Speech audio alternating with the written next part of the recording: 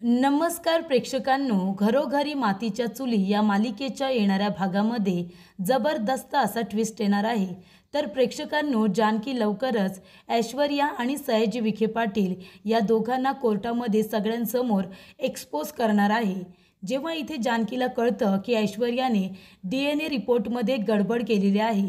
इथे आता त्या डेड बॉडीचा आणि ऋषिकेशचा DNA रिपोर्ट मॅच झाल्यानंतर जानकी ऐनवेळी कोर्टामध्ये नानासाहेबांना आता आणून उपस्थित करते आणि त्यामुळे DNA रिपोर्ट हे खोटे आहेत असं सुद्धा जानकी सांगते।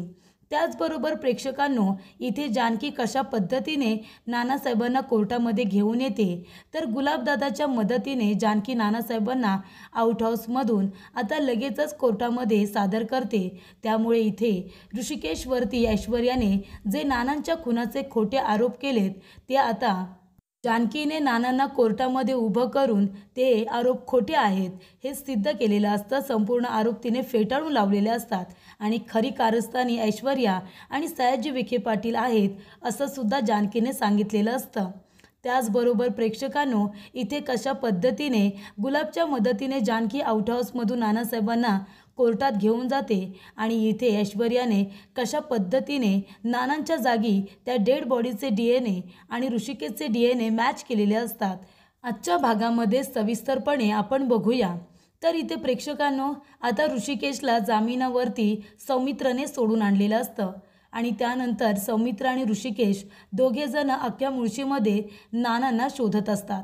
तर नानांच्या किडनॅपिंगच्या मागे सयाजी विखे पाटील आणि ऐश्वर्या या दोघांचा हात आहे हे आता जानकी आणि ऋषिकेश यांना माहिती असतं। म्हणूनच सयाजी विखे पाटील याची गोडाऊनं, त्याची दुकानं, त्याचं घर हे सगळं आता सौमित्र आणि ऋषिकेश दोघेजण तपासून बघत असतात, जेणेकरून नानासाहेब त्यांना कुठेतरी त्याने लपून ठेवलं असेल म्हणून इथे हा शोध सुरू असतो। पण इथे सयाजी विखे पाटील याने आता एक आयडिया केलेली असते।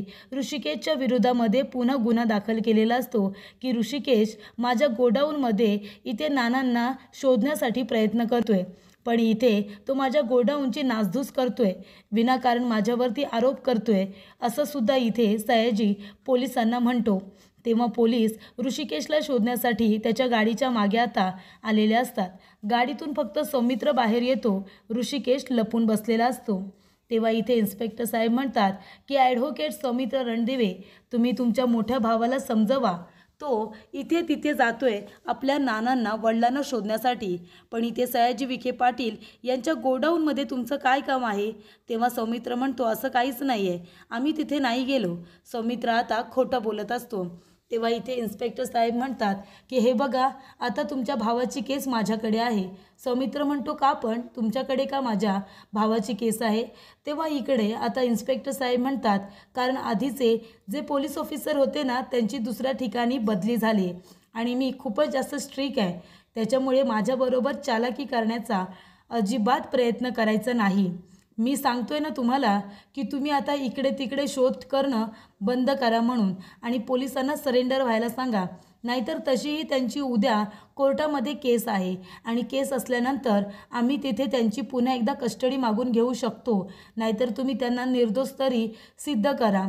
तेव्हा इथे सौमित्रला आता खूपच वाईट वाटतं, कारण इथे आता सौमित्रची कोर्टामध्ये केस लागलेली असते आणि जर तिथे सौमित्र निर्दोष आहे हे सिद्ध झालं नाही तर सौमित्रला पुन्हा एकदा जेल होऊ शकते आणि इथे इन्स्पेक्टर साहेब त्याची कस्टडीसुद्धा मागू शकतात। तेव्हा सौमित्र म्हणतो की दादा बस झाला, आता आपण सगळीकडे आता नानांना शोधायला जायचं नाही, आता आपण आधी घरी जाऊया। त्या इन्स्पेक्टरला कळलं ना की आपण सयाजी विखे पाटील याचे गोडाऊन चेक करतोय तर पुन्हा तो तुझ्यावरती काहीतरी गुन्हे दाखल करेल, तेव्हा आपण घरी जाऊया, आधीच तुझ्या विरोधामध्ये उद्या कोर्टामध्ये केस आहे तेव्हा आपल्याला जावं लागणार आहे। तेव्हा इथे प्रेक्षकांनो, आता सौमित्रने ऋषिकेशला सांगितलेलं असतं की उद्या कोर्टामध्ये केस असल्यामुळे आता तुझ्यावरती पुन्हा कुठलाही खोटा आरोप होता कामा नये, नाहीतर तुला सोडवणं माझ्यासाठी कठीण होऊन बसेल। तेव्हा सौमित्र जे काही बोलत असतो ते पोट तिडकीने बोलत असतो, आपल्या भावाच्या काळजीपोटी बोलत असतो। तेव्हा तो म्हणतो, दादा तू जर कायमचा जेलमध्ये गेलास ना तर नाना जिवंत आहेत हे सुद्धा आपण सिद्ध करू शकणार नाही. आणि तू जर जेलमध्ये गेलास तर वहिनी आणि आईची काय अवस्था होईल तुला कळतंय का? आईला तर असंच वाटेल ना की तू नानांचा खून केलास, त्या आरोपाखाली तू जेलमध्ये गेलायस, आणि वहिनी तर पूर्णपणे खचून जाईल. तेव्हा आता आपण घरी जाऊया आणि उद्या तुला कसं निर्दोष सिद्ध करायचं यावरती आपण काहीतरी तयारी करूया. तेव्हा ऋषिकेश आता सौमित्राचं बोलणं ऐकतो, खूपच जास्त इमोशनल होतो आणि म्हणतो, चल घरी जाऊया. त्यानंतर सौमित्राने आता सगळी गोष्ट अवंतिकाला सांगितलेली असते आणि इथे ऋषिकेशने सगळं बोलणं आता जानकीला सांगितलेलं असतं. ऋषिकेशची उद्या कोर्टामध्ये केस आहे असं सुद्धा जेव्हा जानकीला कळतं तेव्हा जानकीला खूप मोठा धक्का बसतो. तेव्हा कोर्टाच्या दिवशी इथे ऋषिकेश आणि जानकी दोघेजण देवाचा आशीर्वाद घेत असतात. जानकी म्हणत असते की देवा, आमची परीक्षा आहे, पण या परीक्षेमध्ये तू ऋषिकेशची साथ दे. त्यांच्यावरती जे आरोप करण्यात आलेत ते खोटे आहेत देवा, तुला तर सगळं काही माहिती आहे. तेव्हा इथे ऋषिकेश म्हणतो, आई मला आशीर्वाद दे, कारण माझी कोर्टामध्ये केस आहे. जर मी निर्दोष सिद्ध नाही झालो तर मला जेलमध्ये जावं लागेल, पण निदान मला हे तरी कळू दे की माझ्या आईचा माझ्यावरती विश्वास आहे. तेव्हा सुमित्रा म्हणत असते, ऋषिकेश माझा तुझ्यावरती विश्वास आहे, पण जेव्हा तू नानांना परत घेऊन येशील आणि माझ्यासमोर उभं करशील ना तेव्हा मी तुझ्यावरती पूर्ण विश्वास ठेवायला तयार आहे. आणि इथे प्रेक्षकांनो, सयाजी विखे पाटील यांनी सर्वात नामांकित वकील आशुतोष निंबाळकर यांना मुंबईहून आता बोलावलेलं असतं सरकारी वकील म्हणून. आणि त्याचबरोबर इथे आता ऋषिकेशच्या बाजूने सौमित्र ही केस लढत असतो. त्यामुळे इथे जेव्हा सौमित्र निंबाळकरांना बघतो तेव्हा त्याला खूप मोठा धक्का बसतो, कारण आशुतोष निंबाळकर हे आत्तापर्यंत एकसुद्धा केस हारलेले नसतात. तेव्हा इथे प्रेक्षकांनो, आपल्याला आता असा विचार पडतो की जर आशुतोष निंबाळकर एकसुद्धा केस हारलेले नाही आहेत तर मग आपला सौमित्राचा त्यांच्यासमोर कसा काय टिकाव लागणार. पण प्रेक्षकांनो, सौमित्र आपल्या भावाची केस लढतोय आणि आपल्या भावाला निर्दोष सिद्ध करण्यासाठी तो वाटेल ते करू शकतो. त्याच्यासमोर असे कितीही आशुतोष निंबाळकर आले ना तरीसुद्धा सौमित्र काही हारणार नाही आहे. त्यामुळे इथे सत्याच्या बाजूने जर कोणी लढत असेल तर तो आहे सौमित्र.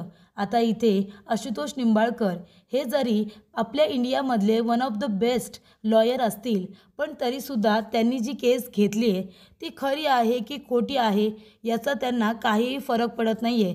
त्यांनी शहानिशासुद्धा केलेली नाही आहे. त्यांनी फक्त ती केस वाचली, तिचा अभ्यास केला आहे आणि तसेच ते आता लढायला आली आहेत. पण सौमित्रचं तसं नाही आहे. सौमित्रच्या मनाशी भावनिकरित्या ही केस जोडली गेलेली आहे, कारण ऋषिकेश निर्दोष आहे त्याला बरोबर माहिती आहे. आणि ऋषिकेशला आपल्याच वडिलांच्या खुनाच्या आरोपाखाली इथे आता पोलीस स्टेशनमध्ये अटक करून ठेवली आहे. त्याच्यामुळे आपला भाव निर्दोष असताना देखील त्याच्यावरती खोटे आरोप झालेत आणि मला त्याला काही करून आता जेलमधून बाहेर काढायचं आहे, यासाठी आता सौमित्र लढत असतो. त्याचबरोबर प्रेक्षकांना ऐश्वर्या आणि सारंग दोघेजण तयार होऊन आलेले असतात.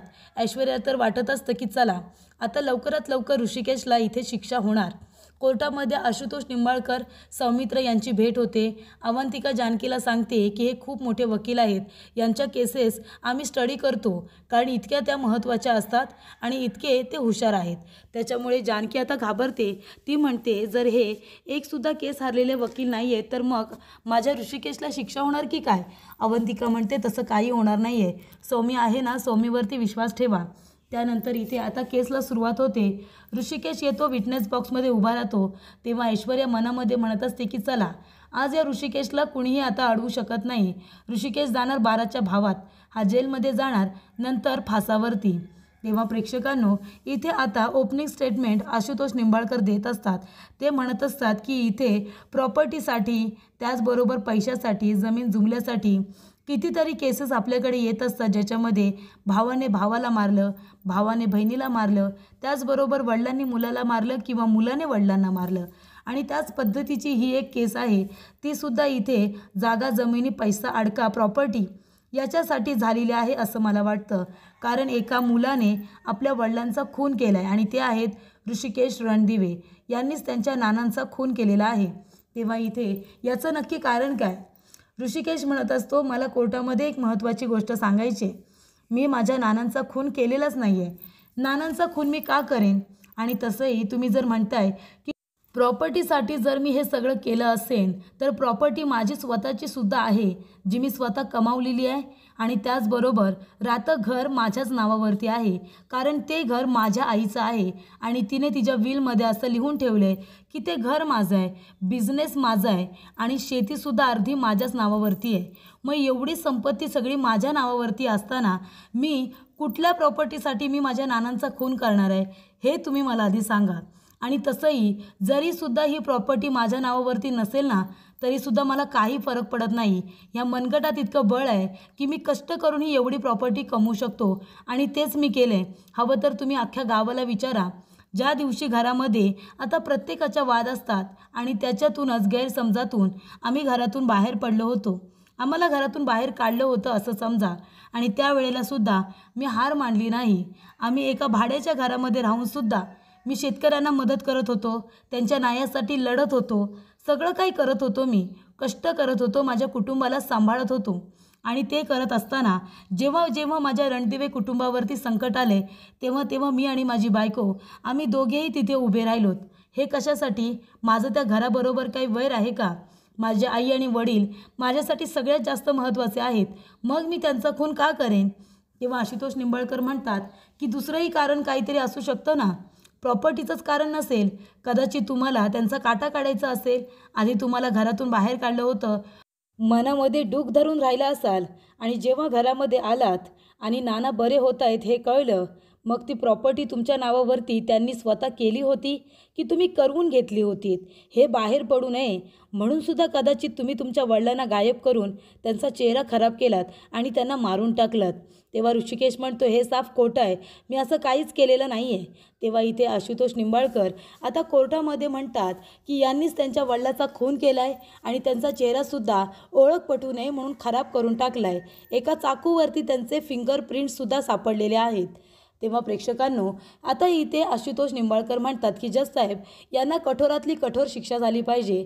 आपल्या वडिलांच्या खुन्याला असं मोकाट बाहेर फिरू न देणे, त्यांना लवकरात लवकर जेरबंद करणे आणि त्यांना कुठली तरी कठोर शिक्षा सुनावणे हे गरजेचं आहे. म्हणजे यापुढे कुठलाही मुलगा आपल्या वडिलांना मारण्याआधी 10 वेळा विचार करेल.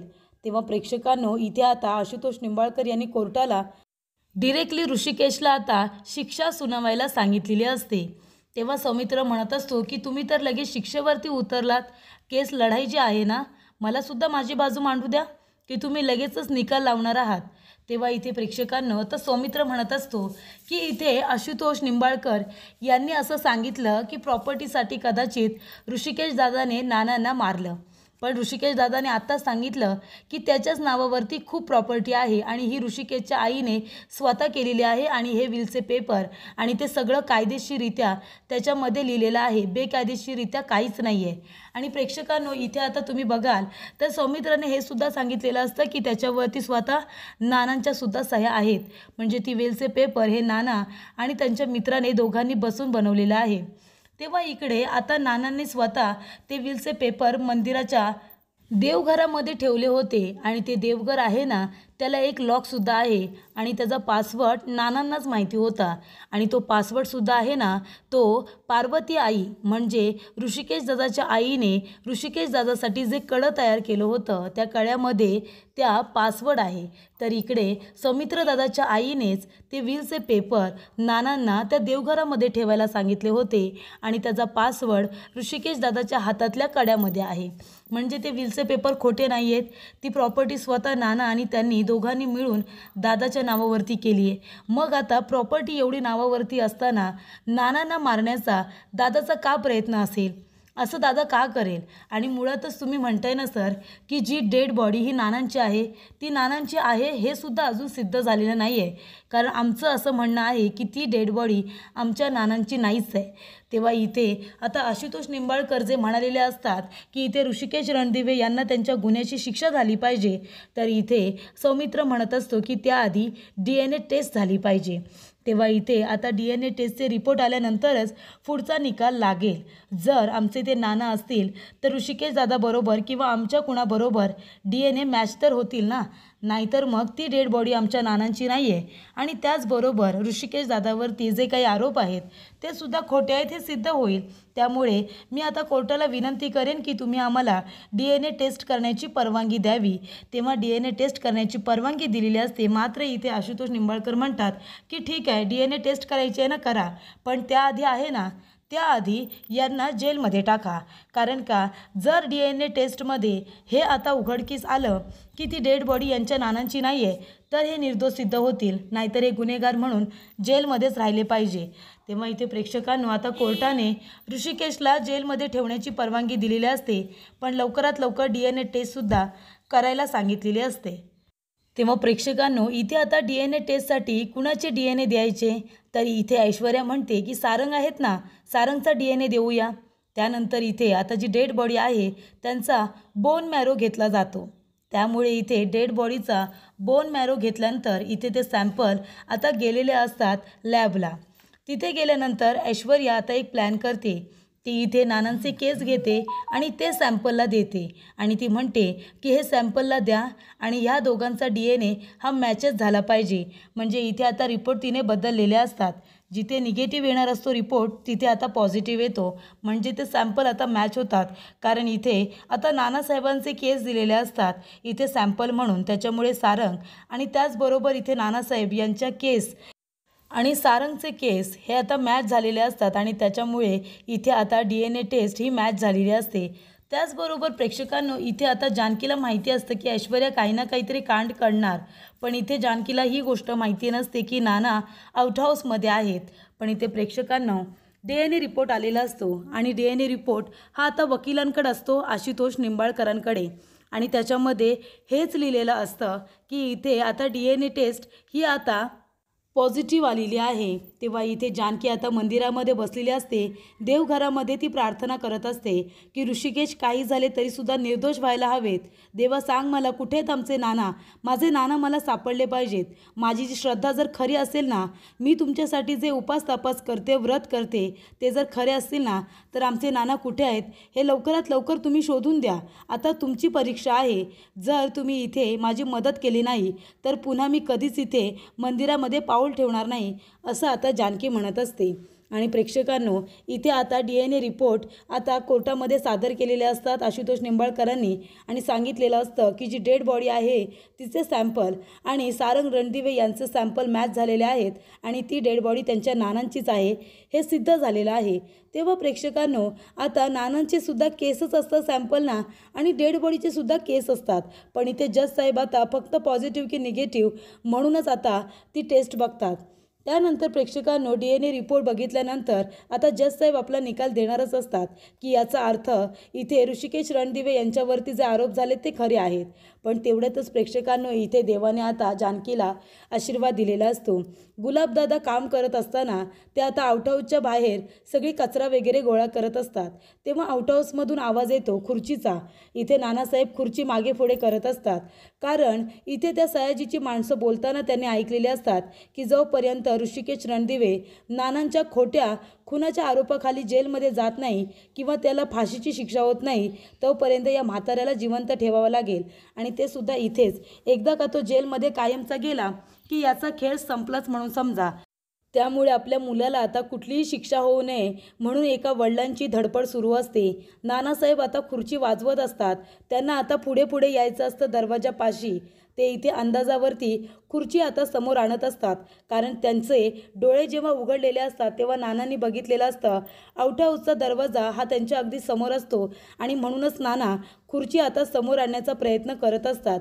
काही वस्तू वाजवता आल्या तर ते प्रयत्न करत असतात. आणि तेव्हा इथे आता आउट हाऊसमधून आवाज आल्यानंतर गुलाबदादा म्हणतात की कोण आहे आतमध्ये, कोण आहे.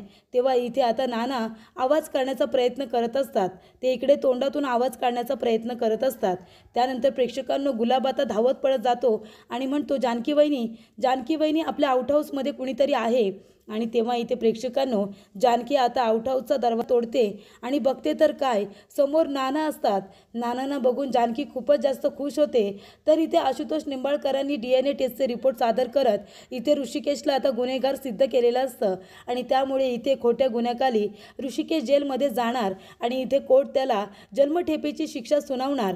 तेवढ्यातच जानकी तिथे आलेली असते आणि ती म्हणते की थांबा.